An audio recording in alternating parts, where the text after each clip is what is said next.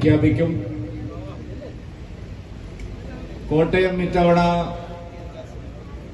വലിയ മാറ്റങ്ങൾക്ക് തുടക്കം കുറിക്കുന്ന ഒരു മണ്ഡലമായി കേരളത്തിൽ ദേശീയ ജനാധിപത്യ സഖ്യത്തിന് ചരിത്രപരമായ വിജയം സമ്മാനിക്കുന്ന ഒരു മണ്ഡലമായി മാറുമെന്നുള്ള കാര്യത്തിൽ യാതൊരു സംശയവുമില്ല. ഇത്തവണ NDA കേരളത്തിൽ വലിയ മുന്നേറ്റം നടത്തുമെന്ന് അറിയുന്നതുകൊണ്ടാണ്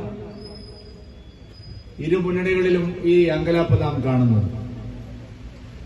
പ്രചാരണത്തിന്റെ ആദ്യ റൗണ്ടിൽ പ്രഖ്യാപിക്കുന്നതിന് മുമ്പ് തന്നെ, സ്ഥാനാർത്ഥികൾ നാമനിർദ്ദേശം കൊടുക്കുന്നതിന് മുമ്പ് തന്നെ ഔപചാരികമായി തെരഞ്ഞെടുപ്പ് കമ്മീഷൻ തെരഞ്ഞെടുപ്പ് തീയതി പ്രഖ്യാപിക്കുന്നതിന് മുമ്പ് തന്നെ ഒരു മണ്ഡലത്തിൽ സിറ്റിംഗ് MP പരാജയം സമ്മതിച്ച് മാറിപ്പോയിരിക്കുന്നു. അതും ഭാരതീയ ജനതാ പാർട്ടിയുടെ NDAയുടെ സ്ഥാനാർത്ഥി കാരണം.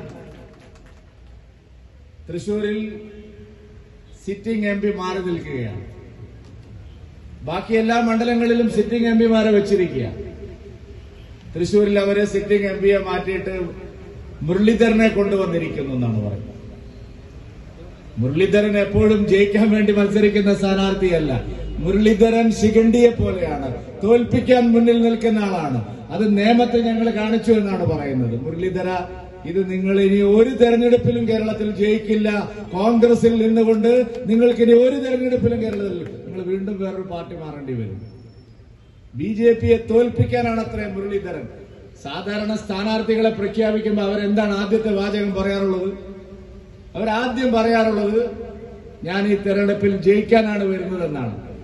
പക്ഷെ ആ മഹാൻ പറഞ്ഞിരിക്കുന്നത് BJPയെ 3ാം സ്ഥാനത്തേക്ക് ആക്കാൻ വേണ്ടിയിട്ടാണ് ഞാൻ മത്സരിക്കുന്നത്. എന്തിനാണ് ഈ ഒരു കങ്കാണി പണി